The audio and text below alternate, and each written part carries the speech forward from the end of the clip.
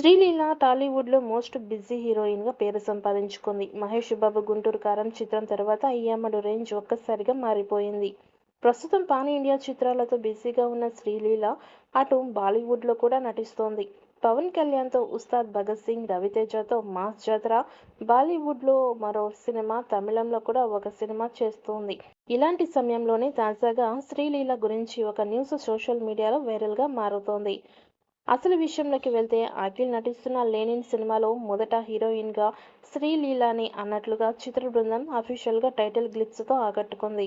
అయితే ఇప్పుడు ఈ సినిమా నుంచి హీరోయిన్ శ్రీలీల తప్పుకుందనే విధంగా టాలీవుడ్‌లో గుసగుసలు వినిపిస్తున్నాయి.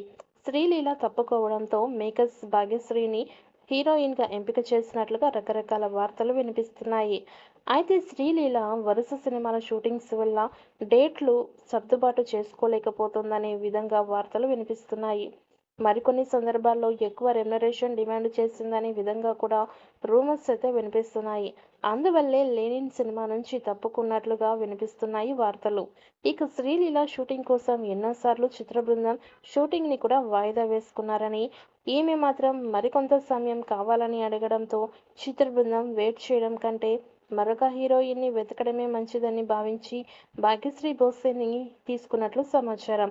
శ్రీలీల బాలీవుడ్ సినిమాలకి ఓకే చెప్పి తెలుగు సినిమాలను దూరం పెట్టిందనే విధంగా కూడా వార్తలు వినిపిస్తున్నాయి. ఇది నిజమో కాదో తెలియదు కానీ శ్రీలీల అఖిల్ సినిమా నుంచి తప్పుకోవడంతో అందరూ ఆశ్చర్యపోతున్నారు.